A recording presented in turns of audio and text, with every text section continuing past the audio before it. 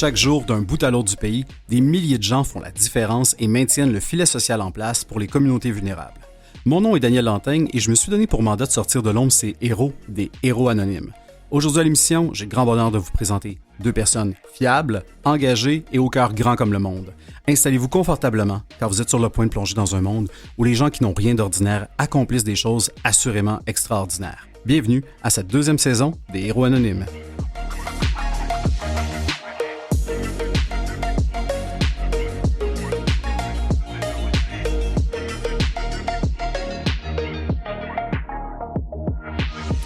Et bienvenue à cette émission des Héros Anonymes. Je vous ai parlé de deux personnes, oui, au cœur grand comme le monde, mais personnes fiables. Et je ne dis pas que notre deuxième invité n'est pas fiable, mais le premier, clairement, je pense que ça fait partie de son ADN. On reçoit un gars qu'on va appeler un gars fiable. Le gars fiable, pas n'importe quel. Pietro Mancini, bonjour. Bonjour Daniel. Bonjour, très content de te recevoir avec nous. Comme je t'appelle le gars fiable, je me suis dit que j'allais te tutoyer si ça te va. Absolument. Le gars fiable, c'est une idée par hasard, par hasard de circonstances, par hasard de la vie, les aléas de la vie qui a commencé quelque part durant la pandémie. Si je ne me trompe pas, ça Exactement. part d'où cet éveil-là, disons cet appel-là pour devenir quelqu'un de fiable? J'espère que tu étais fiable avant 2021. Oui, c'est ça. Mais en tout cas, de le nommer à partir de 2021. Oui, exactement. En fait, c'est ça. Je l'ai toujours été. J'ai toujours été cette personne-là au service des gens qui m'entourent. Prête à dire oui pour tout et rien. Puis c'est un peu comme ça que le nom est venu lors d'un sondage que j'avais fait dans un cheminement personnel. C'est quoi ma qualité à laquelle on me reconnaît, tout ça. Puis les gens, une quinzaine de personnes avaient répondu quasiment unanimement « T'es un gars fiable ». Fait que l'idée, c'est que j'ai perdu mon emploi au début de la pandémie, vers début 2021. Je savais que j'allais le perdre, en fait, à la fin de mai 2021. Domaine artistique, culturel. Hein? Oui, exactement. Ouais. J'étais adjoint virtuel ou adjoint personnel. En fait, c'était en présentiel aussi, donc adjoint personnel pour un artiste. Puis, lorsque j'ai perdu cet emploi-là, c'est arrivé souvent dans ma vie que j'ai changé de carrière, changé de domaine, retourné aux études, puis j'étais jamais épanoui, Puis cet emploi-là, je pensais que ça allait être le bon, tu sais. Quand je l'ai perdu, je me suis posé la question autrement. Je ferais quoi si j'étais millionnaire de mes journées, plutôt que je ferais quoi pour gagner ma vie? Et la réponse a été, j'aimerais ça aider du monde. T'sais. Moi, j'avais l'idée, j'aimerais ça être millionnaire, je me promènerais dans la rue, je peux-tu vous aider? En pleine pandémie, c'était pas la bonne idée, évidemment. Fait que je l'ai lancé sur ma page Facebook personnelle à ce moment-là. Certains amis du milieu m'avaient même parlé de moi à la radio, tout ça, mais Pietro Mancini, ça se google mal ou ça s'écrit tout croche, puis bon, fait que j'avais commencé à avoir un peu quand même de l'impact à travers ça, mais j'ai aussi découvert tôt dans l'aventure que les gens y croyaient pas. Les gens, là, quand j'ai dit j'offre de l'aide gratuite pour tout le mois de juin, je fais du 9 à 5 de bénévolat au lieu du métro boulot dodo, cricket. Pas de formulaire qui explose, pas de demande à l'infini. Juste comme s'il y avait une pogne, là. Les gens, ils n'y croyaient pas. Honnêtement, la première chose qui m'a donné envie de tout défoncer dans ce mois-là, c'était ça. C'était voyons qu'on est rendu là dans la société, qu'on ne croit plus à la gratuité, à la bonté. Il y a anguille sous roche, il y a une arnaque. Puis après ça, je repense aux médias, puis je me dis, c'est ce qu'ils mettent en lumière le plus. Exception faite ici, évidemment, merci. Merci de le noter. Oui, c'est ça. Fait que là, j'ai dit, go, on fonce, on fait un mois d'aide gratuite, puis en plus, on va présenter les gestes sur mes réseaux sociaux, à ce moment-là, qui était juste Facebook. Puis par la suite, c'est devenu le gars fiable. Et ça, c'était un projet d'un mois. Ouais. Là, on est quand même rendu quelque part en novembre 2023. Ouais. Soit vous avez le mois long, soit il s'est passé quelque chose. Ouais. Clairement, les gens ont fini par baisser leur niveau de scepticisme et embarquer dans le projet puis se dire écoute, je vais l'essayer, j'ai rien à perdre, au pire, mon meuble Ikea sera monté tout croche. Ouais, exact. C'est ça qui s'est passé? C'est un petit peu ça. En fait, la raison pour laquelle j'ai continué, c'est la première est un peu égoïste, c'est que moi, j'avais enfin trouvé mon X. Okay. Tu sais, c'est comme moi, c'est ça que je voulais faire le restant de mes jours. Donc, ça part de là. Mais l'égoïsme, comme dans le sens de genre, je contribue, donc je m'amuse et en contribuant, je fais quelque chose de bien. Puis, oui, j'ai essayé après ça d'embarquer la communauté. J'ai une amie qui m'a aidé à faire un autre mois, un deuxième mois, un troisième mois. Mais depuis ce temps-là, j'ai pas arrêté parce que je me suis dit, il faut que je trouve la façon justement de venir soutenir ça, financer ça. Puis c'est en faisant appel à la communauté, j'ai fait le pari, toujours pas gagné, puis pas gagné d'avance, que je vais inspirer suffisamment de gens à soutenir avec des 1$ par mois ou de l'aide en coulisses du travail, tout ça, pour que je puisse justement continuer d'être dédié à temps plein à ça, parce que je le suis depuis juin 2021, j'ai aucune autre source de revenus, mais c'est pas encore viable au sens propre. Parce que la question de départ, c'était qu'est-ce que je préfère si j'étais millionnaire, mais vous n'êtes pas, tu n'es pas millionnaire, tu n'es pas indépendant de fortune, tu sais, entre ça puis aller passer mes hivers en Floride, j'ai choisi ça. Non, exactement. Puis le but, c'est pas de devenir millionnaire au final, c'est vraiment de pouvoir subvenir à mes besoins, les besoins de ma jeune famille et pouvoir réinvestir les surplus. Parce que, mettons, on va dire, j'ai besoin de X milliers de dollars. Une fois que j'aurai inspiré le nombre de gens suffisant, je ne vais pas arrêter là. Parce que le pourquoi aussi le sociofinancement, plutôt que d'aller vers une autre source de financement, c'est que mon but ultime, c'est d'inspirer les gens à goûter à l'altruisme. Tu sais, je trouve que c'est une valeur, c'est un mode de vie, c'est un truc qui me manque un peu dans la société. Fait que je me dis, si les gens donnent $1 par mois, ils peuvent le faire juste pour me soutenir, puis après ça, ils regardent pas trop ce qui se passe. Mais ce que je leur souhaite le plus, c'est de regarder ce qui se passe avec leurs dollars, puis de sentir quelque chose par rapport à ça, de goûter à la reconnaissance des gens que c'est grâce à eux si je suis là, puis que je les aide. Puis d'après ça, peut-être dans leur vie, en ajouter un peu d'altruisme parce qu'ils trouvent que ça goûte bon. Puis impacter la société comme ça, tranquillement, pas vite. Puis c'est ce que j'ai appelé aussi la belle chaîne de Beau. Ben, c'est une super belle chaîne de Beau. Je me demande quand tu as fait cette introspection-là, tu es arrivé à ce projet-là. Moi, j'ai l'impression qu'il m'arrive d'être altruiste à mes heures, mais je me rappelle que j'ai une hypothèque à payer aussi des fois. Fait que je peux être altruiste à mes heures, mais peut-être pas à temps plein. Cette idée-là, d'être sur son X, c'est très personnel, mais ça a aussi des répercussions sur tes proches, sur ta famille, sur ton mode de vie. Comment ça se négocie, tout ça? On parle souvent d'équilibre travail-vie personnelle. Là, c'est équilibre gars-fiable, vie personnelle. Comment vous réussissez à conjuguer avec tout ça, avec ta jeune famille dont tu parlais? Oui, ben pour le moment, tout va bien. Ils sont jeunes, ils manquent de rien. Ils n'ont pas besoin de PlayStation, ils n'ont pas besoin de souliers Nike. Puis quand je dis besoin, ça sera jamais un vrai besoin, mais ils vont me le demander éventuellement. Mon garçon, il a 7 ans et demi. C'est ça. On est en même place. Mon garçon, il a 7 ans et demi. Ma fille va avoir 4 ans bientôt. Puis, tu sais, ils ont tout ce qu'il faut.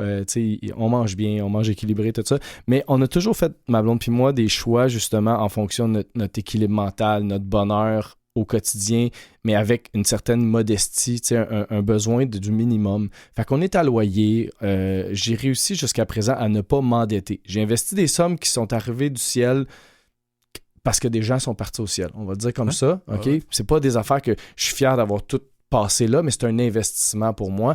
Puis c'est juste une question de temps avant que ça aille dans l'autre direction puis que je puisse vraiment tout payer aisément avec le soutien de la communauté. J'en suis persuadé. Ça va arriver. C'est tellement nouveau, audacieux.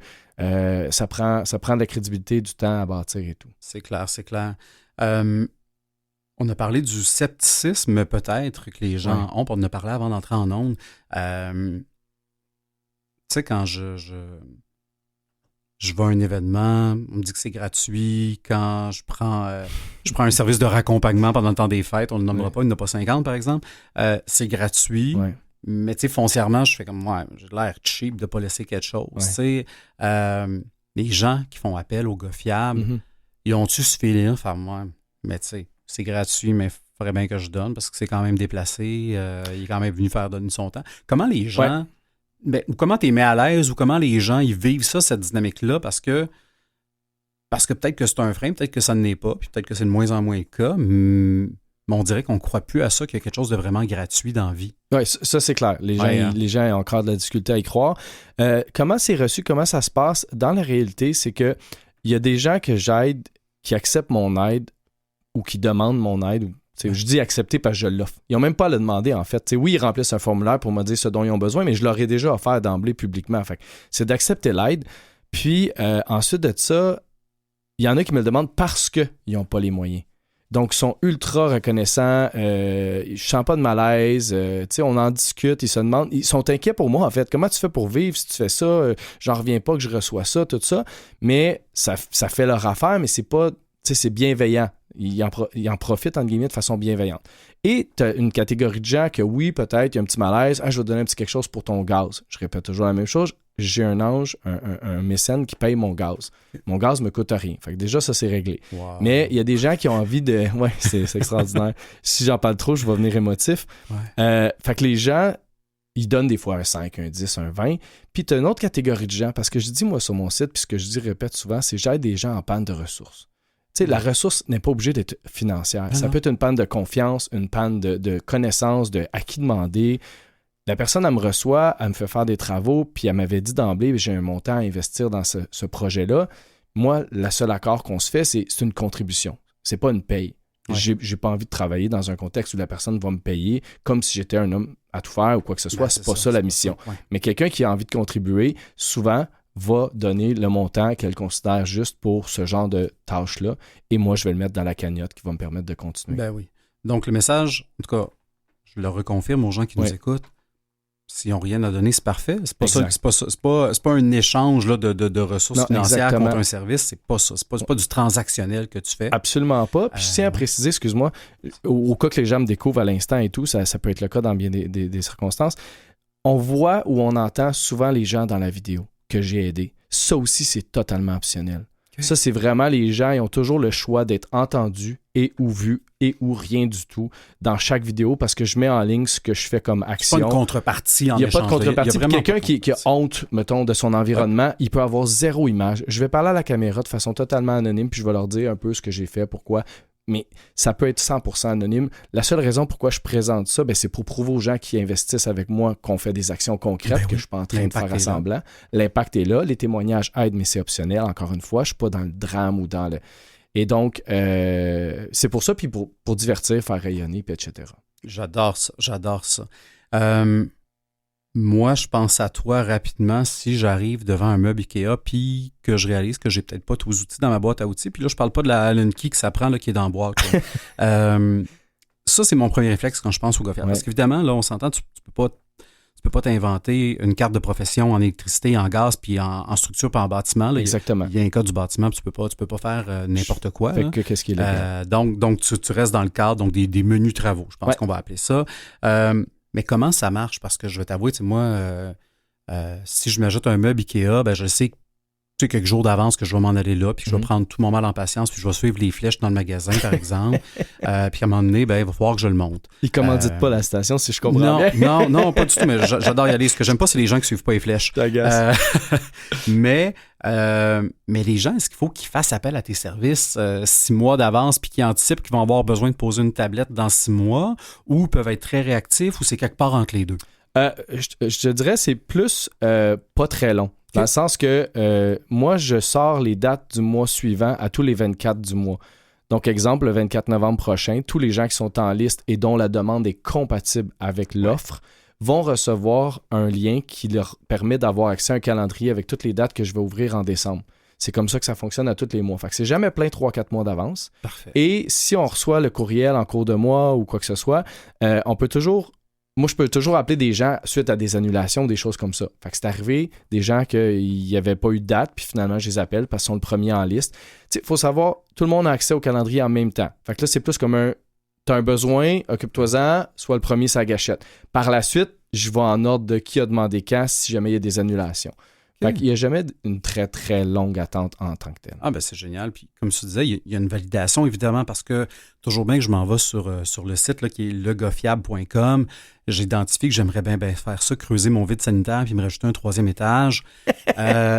Faut peut-être me ramener parce que je pense que c'est des projets qui sont ponctuels. Donc, une intervention, un déplacement, il faut que ça rentre dans un horaire. Exactement. Tu t'en vas pas sur un chantier pendant des semaines. Non, exactement, c'est ça. C'est une journée par personne, question de donner un suivant. Puis tu sais, je me présente, les gens l'ont peut-être pas encore vu ou exploré, mais je me présente comme un super-héros. On va peut-être en parler aussi. Ben oui. C'est pas le but d'être prétentieux, c'est d'impacter, rayonner puis inspirer davantage grâce aux réseaux sociaux également, attirer l'attention. Mais c'est un peu l'idée aussi, c'est que quelqu'un a une paix d'esprit qui est troublé, j'arrive, je règle le problème, je passe au suivant. Tu sais, j'ai jamais vu un héros, à part Superman puis Lois Lane, sauver toujours la même personne, entre guillemets.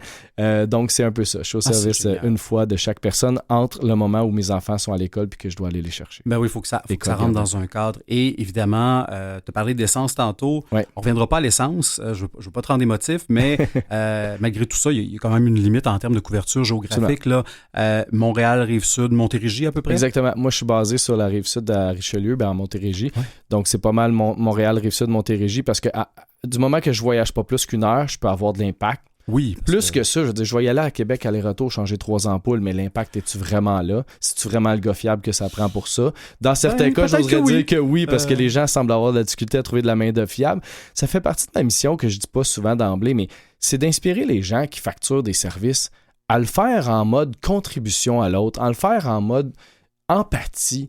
Tu sais, pas arriver là et dire, mais madame, c'est 400$ le voyage minimum, puis ça va être ça pour votre petite connerie. Surtout que légalement, on n'a pas le droit de changer des luminaires, des choses comme ça nous-mêmes. Tout le monde le fait, on dira en coulisses, mais c'est juste que je trouve que les gens, des fois, ils manquent un peu d'imputabilité ou d'empathie, puis c'est ça que je souhaite inspirer aussi, même chez les gens qui chargent leur service. T'sais. Ben oui, mais en tout cas, je pense que vous êtes en tout cas, je passe d'un à l'autre. Je l'avais dit avant que j'allais le faire. Certainement un vecteur de création, d'empathie, puis de cette chaîne, cette belle chaîne de beau dont tu parles. Merci. On va prendre une courte pause. On va écouter un clip. Puis écoutez, je vais aussi vous inviter, après ça, à aller le voir, le clip, là, pour les personnes qui le peuvent, sur le site de Pietro Mancini. Alors, on écoute ça à l'instant. Le monde a plus que jamais besoin de héros.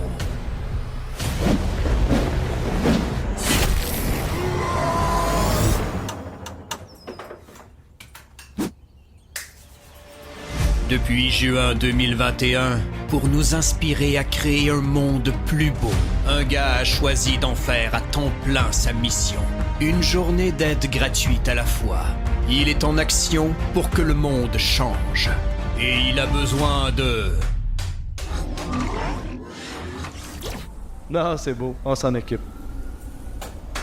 Nous.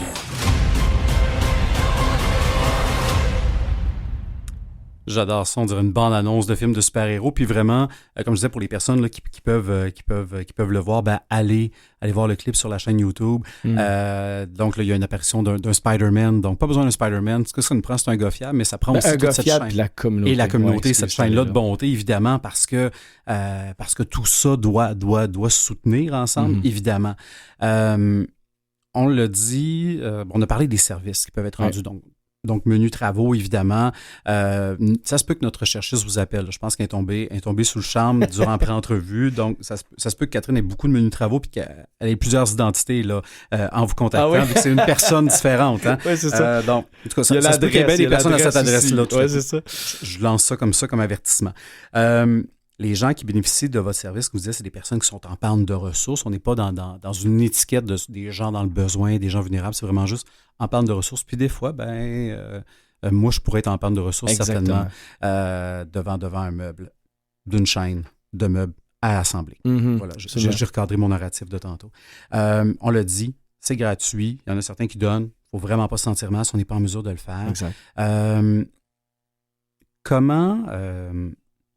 Comment les gens qui ont la capacité financière de t'aider peuvent le faire de façon intelligente, parce que je ne veux pas que les gens commencent à trouver le moyen de t'envoyer une boîte de vis de temps en temps rouillée qu'ils ont trouvée dans leur garage en disant « ça va peut-être servir, j'ai une vieille chainsaw qui ne marche plus, peut-être que ça va lui être utile ». C'est pas sûr que c'est exactement ça la meilleure façon de t'aider.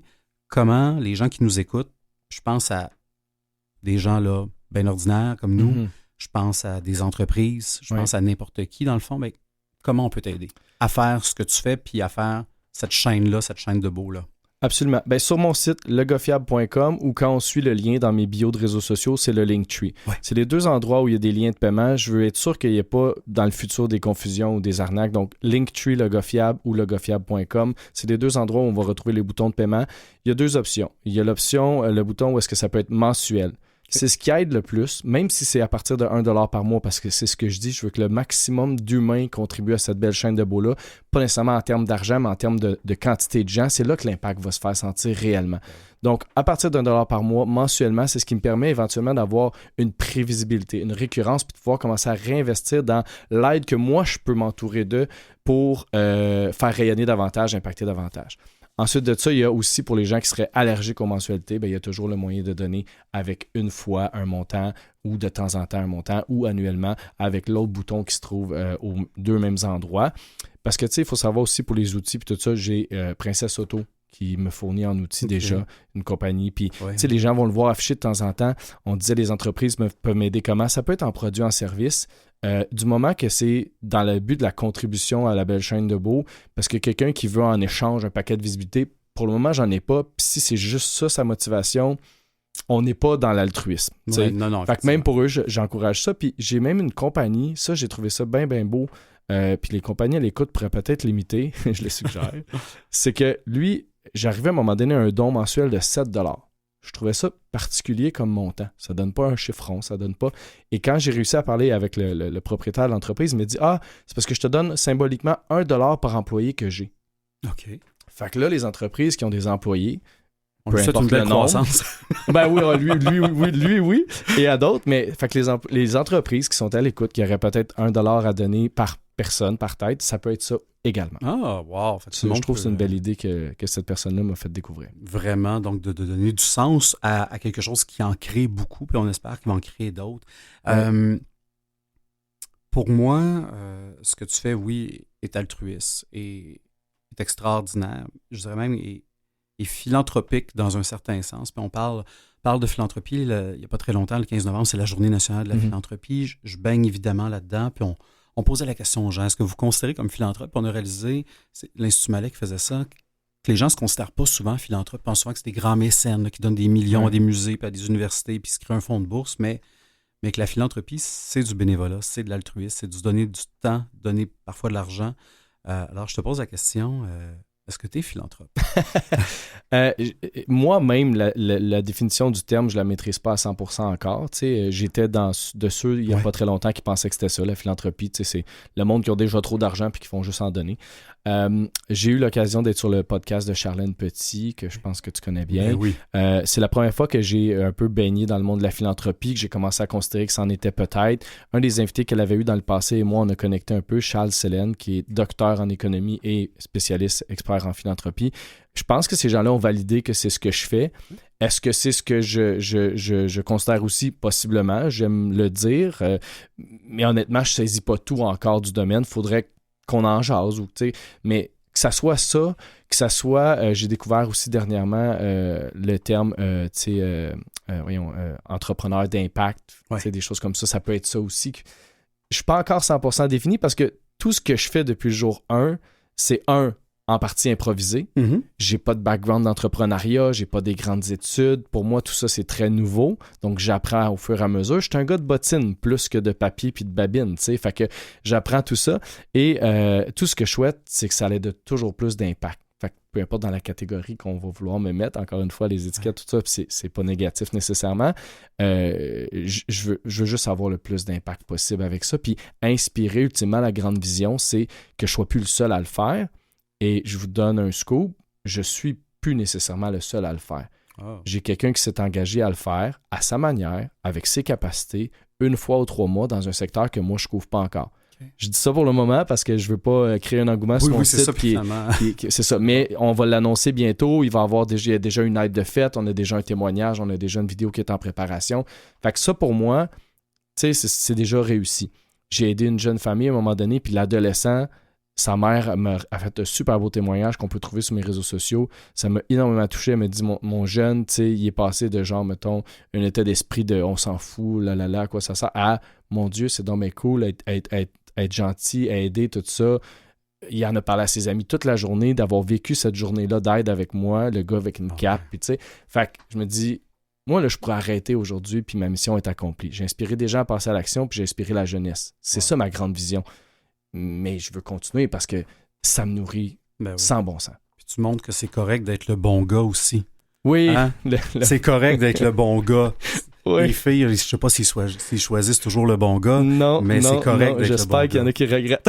J'espère qu'ils comprennent que le bad boy, c'était peut-être pas le meilleur choix. Oui, c'est ça. Sauf si tu veux de l'argent, là, pour le moment. Ouais, là, c'est sûr que là, c'est peut-être pas ça, mais je trouve ça fantastique, ce shift de mentalité-là aussi que ça permet de faire, tu sais, puis ça se fait dans une échelle d'une personne à la fois. Hein, ça se fera pas par des grandes vagues.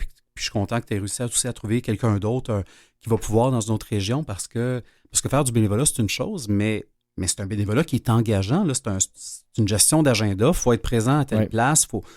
tu te commets à chaque Moi, c'est fois. le premier critère. Puis il faut que tu t'appelles le gars fiable. Tu peux pas faire, ben non, aujourd'hui, ça me tente pas, je vais pas, puis je reste couché parce que ça vient un peu de scraper ton brand. Oui, exactement. Puis tu sais, le négatif circule beaucoup plus que le positif. Ben oui. Fait que tout ce que je fais depuis le début a circulé. J'en suis hyper reconnaissant. J'ai eu de la belle couverture.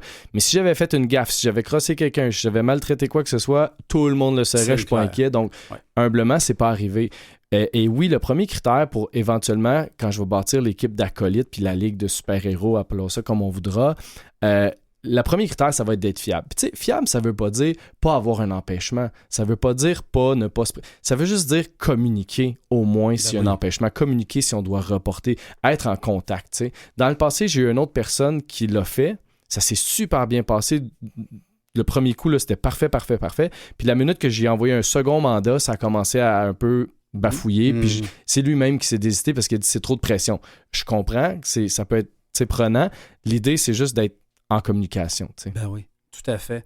Il y a une phrase que tu as sortie puis que j'aime beaucoup, qui est de notre ami commun, il s'appelle Albert Einstein. Oui. Donner l'exemple n'est pas le principal moyen d'influencer les autres, c'est le seul moyen. Mm-hmm. Je pense que, en tout cas, un jour, c'est une pierre tombale. Dans plusieurs années, là, évidemment pas bientôt, ça pourrait très, très bien être ton épitaphe. Certainement, je trouve que ce que tu fais est fantastique, est inspirant. Puis je pense qu'on a besoin d'être inspiré comme société en ce moment. Là, on est devenus tous un peu sceptiques, on doute de tout. Je ne te connaissais pas avant. Je t'avais entendu évidemment sur le podcast de Charlène Petit, Philanthropio. J'avais vu quelques articles et je doutais pas. Je doute encore moins et déjà je doutais pas. Ça donne une bonne idée. Clairement, tu n'es pas un gars qui a un agenda caché. Tu es un gars qui veut juste faire du bien, du beau. J'invite tout le monde à embarquer dans le mouvement à la hauteur de vos capacités. Puis embarquer dans le mouvement, là, ça peut être d'une personne fiable, ça peut être de référer des gens qui ont des besoins puis qui sont face à des limites parce qu'on n'est pas tout bon pour monter un meuble. Je prends toujours cet exemple-là, mais il y a d'autres affaires. Là. Lavage de fenêtres, entretien de terrain, grand ménage. De petites choses. Tu peux être un bon exécutant, je pense, si on te donne des bonnes instructions dans un jardin. J'ai bien écouté ma collègue Catherine qui a fait sa pré-entrevue. Merci de faire ce que tu fais, Pietro Mancini, legofiable.com. Allez là-dessus, vous allez voir des histoires super le fun, des gens qui ont fait des témoignages, des vidéos, puis également là, des petits conseils là, même pour nous aider. C'était un grand plaisir de faire cette rencontre-là avec toi. Très réciproque. Merci, ça nous en prend des gens comme toi dans notre société et clairement, le temps a passé super vite. C'était un grand plaisir de te recevoir. Je te souhaite évidemment bon succès pour la suite. Je pense que tu as des beaux projets qui s'en viennent, peut-être des conférences, peut-être d'autres choses.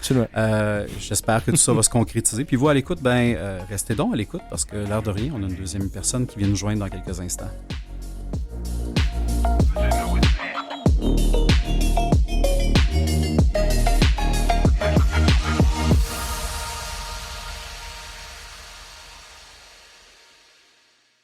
Vous écoutez Les Héros Anonymes avec Daniel Lantaigne.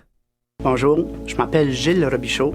Je suis chercheur sur le cancer et professeur à l'Université de Moncton, ainsi que chercheur à l'Institut Atlantique de la recherche du cancer.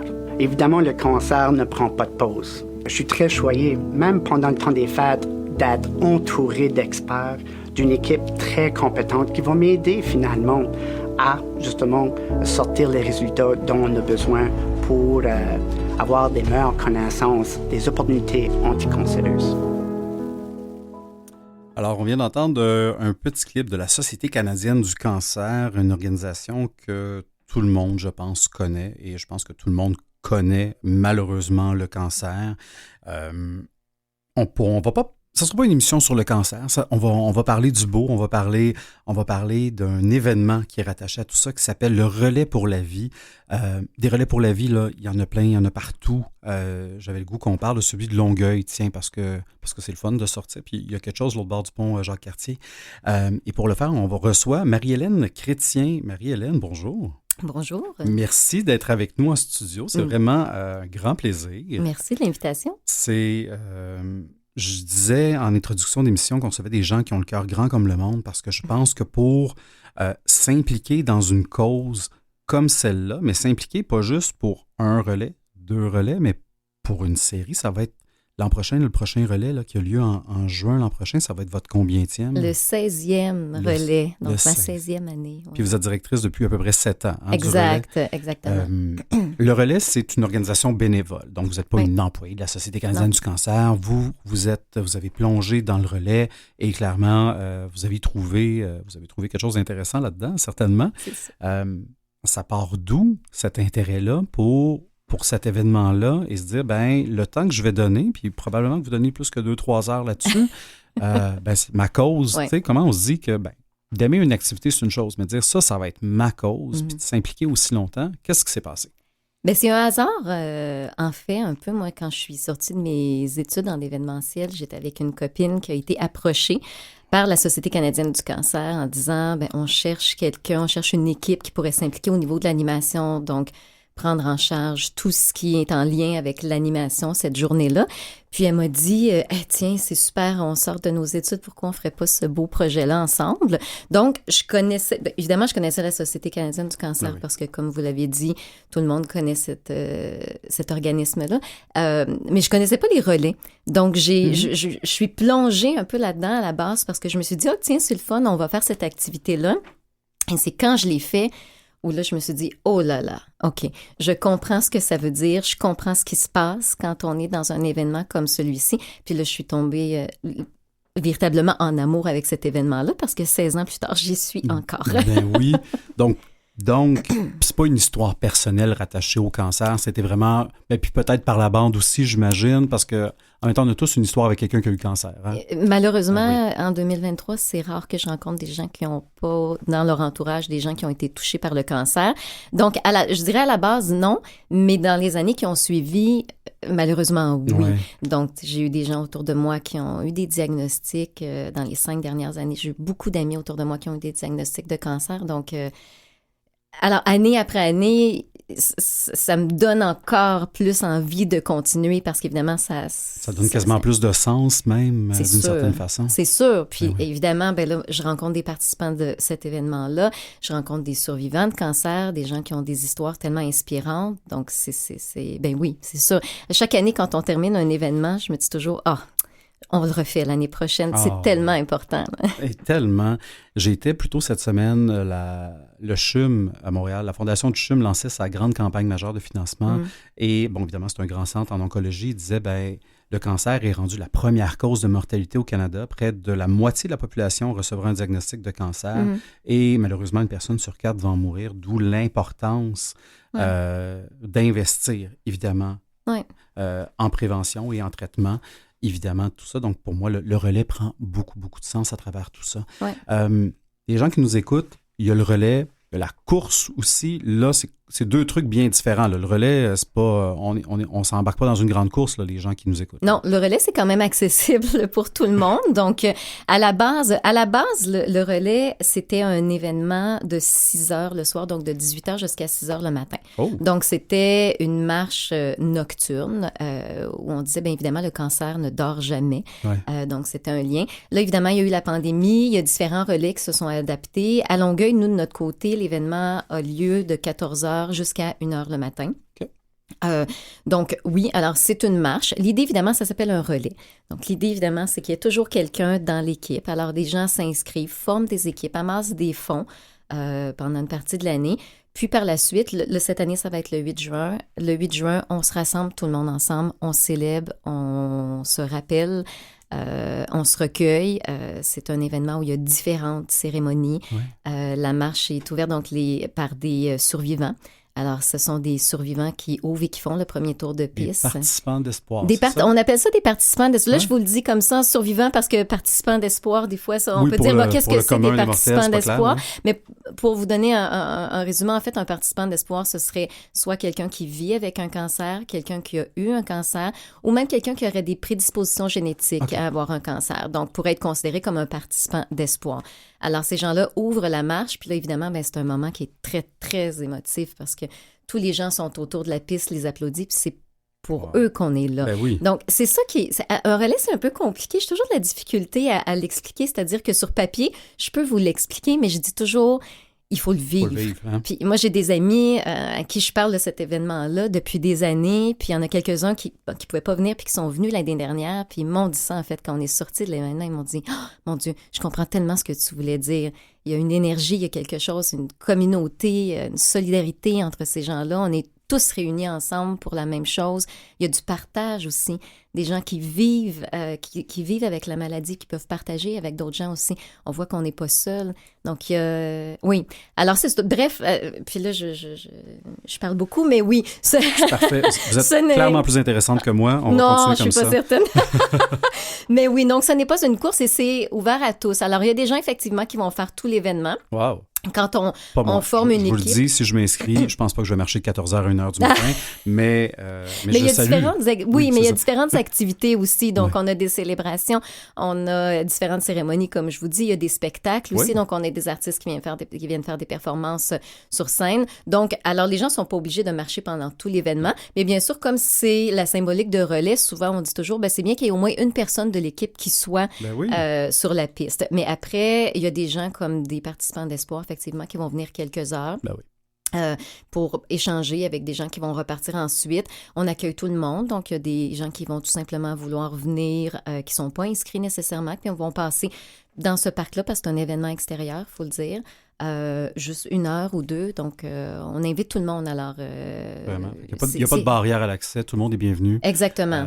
Évidemment, on se doute bien, c'est un événement qui permet de lever des fonds. Là. Oui. L'année dernière, là, si on prend que le relais pour la vie à Longueuil, qui a permis d'amasser 125 000 $ à lui seul, ce qui est quand même extraordinaire. Donc, les gens, lorsqu'ils s'inscrivent, ils doivent un peu, j'imagine, solliciter leurs proches, puis leur dire, encouragez-moi, comme on le voit dans plein de défis sportifs, là, quand les gens s'inscrivent pour des activités comme ça. Donc, ils font un peu de collecte de fonds auprès de leurs proches et c'est comme ça que ça permet d'amasser, finalement, le montant que vous remettez à la Société canadienne du cancer à chaque année. C'est exactement. Ça? On a des donateurs aussi, évidemment. On a des partenaires.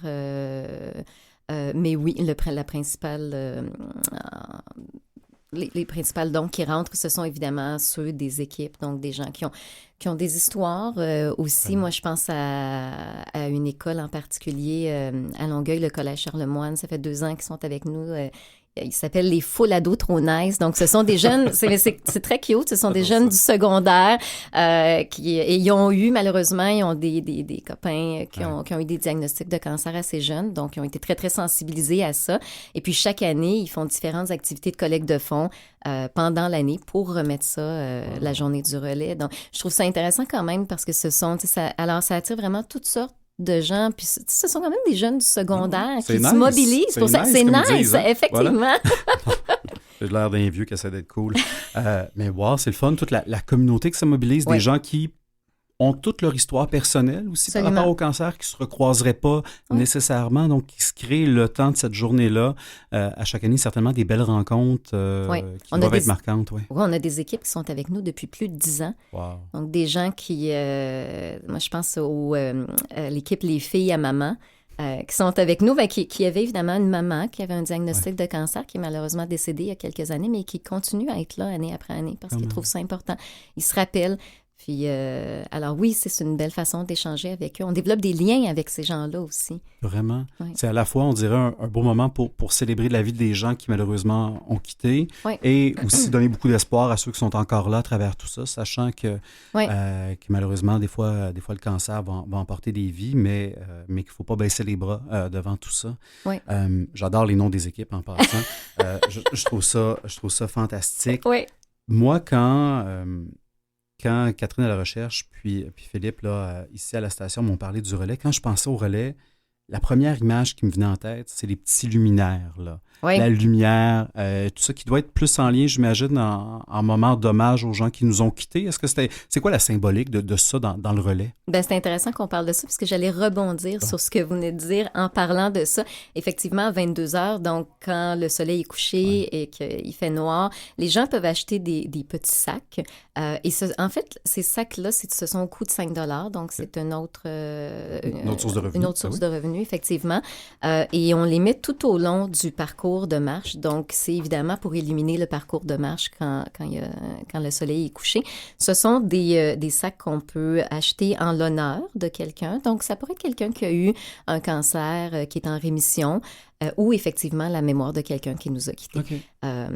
Donc, à 22 heures, on s'arrête, tout le monde se ramasse au début de la piste et on allume tous les luminaires, puis on fait un tour dans le silence. Des fois, on a un cornemusier. L'année passée, on avait un saxophoniste aussi. Donc, c'est vraiment un grand moment de recueillement. Alors, oui, wow. oui. Ça doit être porteur de sens, puis ça doit être quelque chose qu'effectivement, on aurait beau essayer de le décrire et mettre des mots dessus, puis clairement, d'après moi, il faut le vivre pour le comprendre. Il faut le vivre, puis les gens vont vraiment décorer leur luminaire, donc leur sac. Alors, des fois, il y a des messages touchants, des photos. Donc, de prendre le temps de marcher autour de la piste, puis de regarder tout ça. Des petits bouts d'histoire comme ça, là, qui sont en commun et qui donnent beaucoup d'espoir pour la suite des choses. Oui. Je trouve ça fantastique comme événement. Puis comme vous disiez, c'est pas besoin de se préparer, là. C'est pas un demi-marathon, c'est pas une course. Les enfants peuvent y participer. Absolument. Les gens qui bougent moins peuvent aussi le faire. Puis il n'y a pas une obligation.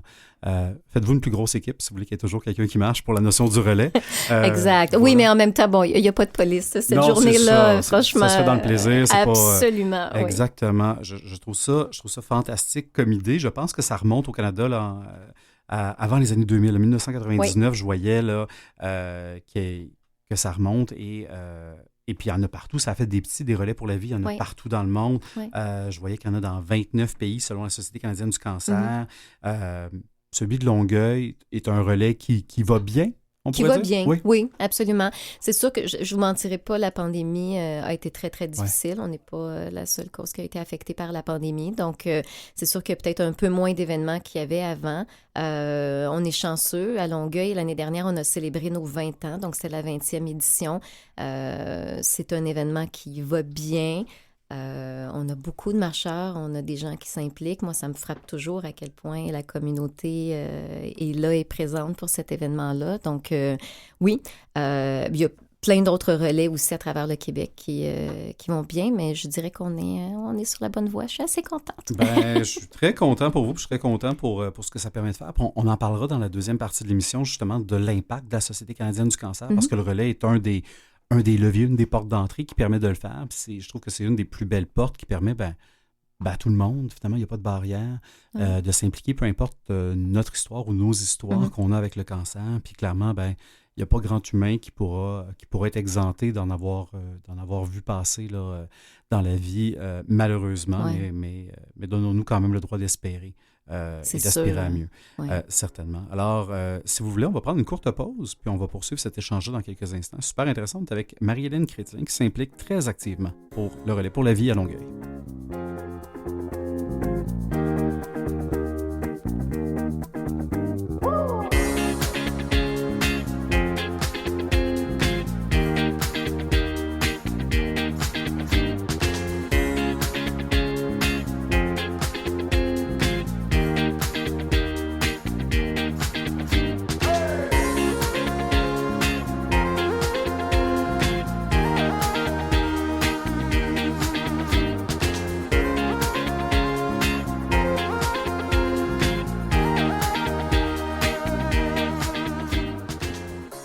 Et vous êtes de retour à l'émission Les Héros Anonymes. On poursuit cet entretien-là extrêmement intéressant avec Marie-Hélène Chrétien qui s'investit corps et âme, j'ai goût de dire, dans le relais pour la vie de Longueuil. Vous avez fait le calcul l'an passé, c'est pas 2-3 heures là, de bénévolat parce qu'il y a toute une structure organisée. Oui, il y a le site transactionnel pour s'inscrire, j'imagine là, que c'est sur le site de la Société canadienne du cancer, mais quand même, faut trouver l'endroit. Il vous dit, il y a des événements dans l'événement. Hein, c'est pas juste pas juste un parc, puis on marche, puis ça finit là. Il y a des moments, il y a des célébrations. Je pense que l'an passé, là, c'était un peu plus western ou country. On a des thématiques. Voilà. Puis là, cette année, ça va être disco. Hein, si j'ai bien compris, en tout cas, notre recherchiste, clairement, un grand intérêt. Je ne sais pas si vous allez la voir marcher, mais probablement que vous allez la trouver. Elle veut danser. Oui, elle m'a dit ça. Elle, une boule disco, on va la trouver là, assurément. Peut-être moi aussi, qui sait. Qui sait, mais ça doit être beaucoup de gens bénévolement dans la structure, l'organisation. Ça doit être du travail de... Parce qu'on sait, mobiliser des bénévoles, c'est pas, ça se fait pas les yeux fermés, c'est pas facile. Il y a des bénévoles qui, pendant la pandémie, bien évidemment, ont déserté par protection de leur propre santé. Ça représente quoi comme... on parlera des heures, après le chiffre, vous allez voir, le nombre est fascinant. Mais en termes de structure, vous êtes combien? Vous êtes directrice depuis quelques années. Oui. Vous mobilisez combien de gens autour de tout ça? Bien, à la base, ce qu'il faut comprendre, c'est qu'un relais, c'est vraiment construit uniquement par des bénévoles, mais évidemment appuyé par la Société canadienne du cancer. Donc, j'ai toujours quand même un lien avec un employé de la Société canadienne du cancer, mais vous avez raison, c'est à nous de trouver le site, de trouver les instruments, donc les tentes, toute la logistique de l'événement, la confirmation d'artistes. Alors, on part vraiment, là, on construit de A à Z cet événement-là avec mon équipe de bénévoles. Donc, actuellement, on est 15. Je vous le dis, moi, j'en profite pour le dire. On est toujours à la recherche de 2 ou 3 personnes qui pourraient s'ajouter à notre communauté. Ben oui. Donc, peut-être. Alors, on débute dès le mois de septembre jusqu'au mois de juin, puis on construit là, cet événement-là ensemble. Wow! Ouais. Parce que tu sais, organiser des événements comme ça, des fois, on voit des méga machines, toute une équipe de professionnels en événementiel, en booking, en tout ça. Puis là, vous réussissez à le faire de façon bénévole. C'est extraordinaire. Puis cette équipe-là, là, d'une 15aine de gens, quand vous vous mettez ensemble pour organiser tout ça, l'avez-vous... Ben, je vous pose la question, mais je sais que vous l'avez fait. L'avez-vous chiffré en nombre d'heures ensemble? Ça représente quoi, un relais? Parce que on comprend que le cycle se répète à chaque année, là. Oui, absolument. Ben, c'est une de mes collègues, Diane, l'année dernière, qui m'a dit, tu sais quoi, je pense que ça serait intéressant de voir combien d'heures on met, parce que c'est vrai que c'est beaucoup d'heures. Ceci dit, on les voit pas passer. Tu sais, moi, j'aurais jamais pu imaginer, mais c'était un exercice intéressant de voir qu'est-ce que ça veut dire en termes de chiffres. Alors oui, on a calculé plus de 2000 heures à une 15aine de personnes là, pour monter cet événement-là. Vraiment. Donc, c'est quand même, c'est quand même beaucoup d'heures. Donc, ce sont des gens qui sont extrêmement impliqués. Puis je suis tellement privilégiée de travailler avec ces gens-là, de côtoyer des gens aussi fabuleux, généreux que ça. Ça, c'est une source d'inspiration et de motivation. Franchement, quand on arrive en rencontre puis que je les vois arriver en disant, bon, OK, j'ai contacté tel commanditaire, puis moi, OK, je suis allée, puis ils vont chercher des commandites. C'est pas facile d'aller chercher des commandites et tout ça. Des gens qui travaillent fort, des gens qui travaillent des fois 40 heures semaine aussi, puis qui font ça en plus, qui ont des familles. Oui. Vraiment, wow. C'est le mot qui me vient en tête. Est-ce que vous réussissez à garder des bénévoles, un certain noyau dur de bénévoles qui reviennent d'année en année ou tout est à recommencer? Ah non, vous n'avez pas toujours tout recommencé. On a une belle gang. C'est-à-dire que c'est vrai qu'il y a des gens, des fois, qui vont quitter pour différentes raisons qui leur appartiennent, mais j'ai des gens dans le comité qui sont là depuis longtemps. Guy a célébré ses 12 ans l'année dernière. Cette année, on va célébrer les 15 ans de notre animateur Jean-Stéphane Lacombe. Donc, alors, habituellement, les gens, on est un noyau quand même assez serré. Moi, je dis que c'est ma deuxième famille. Ben oui. Oui, franchement, oui. Puis, on a toujours des nouveaux qui s'intègrent, puis je trouve ça le fun. Je pense que c'est important aussi. Ça amène d'autres idées, d'autres perspectives. Mais non, on est assez privilégié quand même de continuer année après année, tout le monde ensemble. Ça nous donne une bonne expérience aussi. C'est agréable d'avoir des gens qui l'ont fait plusieurs fois auparavant. Ça nous permet de dire, peut-être que ça, on va l'améliorer. Donc, une équipe tissée serrée. Et évidemment, ça, on a des bénévoles jour J qui s'ajoutent. L'année dernière, on avait près de 100 bénévoles jour J là, étalés sur la période du matin là, jusqu'à 2 heures du matin. Oui, parce que vous préparez ce parc-là, tout ça. Oui, ça commence à 14 heures, mais nous, faut monter la place. Là. Oui, exact. Et ça aussi, on a un beau taux de rétention. Les gens reviennent, aiment l'événement, sont contents de donner quelques heures. Donc, on est très chanceux. Vous me donnez le goût d'y aller. La boule disco, c'est sûr que déjà, c'était pas bête, là, mais tout le reste également. J'ai des bons arguments. Oui, j'ai hâte de savoir à quel lieu vous allez le faire. Je pense que vous êtes en train de chercher ou d'identifier. Oui, en fait, l'année dernière, on était au parc Michel Chartrand. Avec les serres. Voilà. On n'embarquera pas là-dessus. Non, mais vous étiez là. On était là. Voilà, c'est un beau parc. On l'a fait longtemps à cet endroit-là. D'année en année, on doit toujours revalider. Donc là, on est un peu tôt parce que l'ouverture du site web pour cet événement-là va avoir lieu à la fin du mois de janvier, début février. Donc, c'est sûr qu'il y a beaucoup de choses qui restent à placer encore. Mais si les gens... En fait, je pense que le mieux, c'est d'aller directement sur notre Facebook, Facebook Relais Longueuil, facebook.com/Relais Longueuil. Puis là, on va pouvoir donner toutes les informations quand on en saura plus. Mais c'est un beau parc, on aime ce parc-là. Je comprends. J'aimerais bien qu'on y retourne. puis oui, vous avez un super de bon point, évidemment, pour les gens de la région de Longueuil. allez suivre cette page-là parce que le site de relaispourlavie.ca est extraordinaire. Puis vous verrez quand vous pourrez vous inscrire, comme vous disiez, fin janvier, début février, mais c'est le site un peu pour tout le monde. Donc, vous allez taper, je pense, votre ville ou votre code postal, puis ça va vous permettre d'identifier le relais qui est plus près de chez vous. Mais si vous voulez être sûr de rien manquer pour le relais de Longueuil, assurément, allez suivre la page Facebook du relais. D'ailleurs, ça va être la bonne place qui vont vous dire, maintenant, c'est le temps. Rendez-vous sur la plateforme pour créer votre équipe et vous inscrire. Oui. Assurément, c'est le bon canal pour le suivre. Et si les gens veulent communiquer avec nous aussi, peuvent nous écrire directement sur la page Facebook. Donc les 2-3 bénévoles peut-être là, qui vous manqueraient, là, ça serait un bon canal. Vous me voyez venir, hein? Voilà. J'aimerais ça. Voilà, ça serait assurément. En tout cas, l'appel est lancé. Je vous invite vraiment à le faire si la cause vous parle ou même si l'événement vous parle. Clairement, je pense qu'il y a un coup de cœur à avoir là, à différents niveaux avec ce relais-là à Longueuil. Depuis les débuts, le Relais pour la vie au Canada a permis de recueillir près de 600 millions de dollars. C'est pas rien. Chaque année, la Société canadienne du cancer permet de nouer différents liens entre l'information des communautés pour près de 240 000 personnes. Il y a des prothèses capillaires qui sont offertes. Il y a évidemment beaucoup d'argent dans la recherche, dans différents éléments, des lignes d'information, des personnes qui ont été soutenues pour se rendre à leur traitement. Il y a beaucoup d'éléments qui sont en place par la Société canadienne du cancer. Puis là, j'ai parlé de recherche, je me suis un peu mélangé. Là, on revient plus au soutien directement. Il y a différentes associations du cancer, mais la Société canadienne du cancer fait un travail extraordinaire. Si jamais ça vous touche, vous ou un de vos proches, je vous dirais, puis que vous ne savez pas quoi faire, comment on deal avec cette affaire-là qui vient de rentrer dans nos vies, le cancer, c'est probablement la meilleure porte d'entrée, certainement. Puis quand on pense au cancer, moi, je pense à des jonquilles, je pensais au petit luminaire. On a parlé, tantôt, il y a la course pour la vie, qui est un autre événement, mais le relais, probablement, en est un qui est, je trouve, à mon avis, porteur de beaucoup de sens. Oui. J'aime le fait que c'est rassembleur, en fait. Je pense que c'est ce qui ressort de cet événement-là. C'est qu'on se rejoint tout le monde ensemble. Puis là, je le redis, j'ai l'impression de dire toujours la même chose, mais c'est vrai que quand on est là, quand on le vit ensemble, il y a quelque chose qui se passe de très, très particulier. Ouais. Clairement. En tout cas, je pense que c'est une des clés qui en fait un succès. Assurément.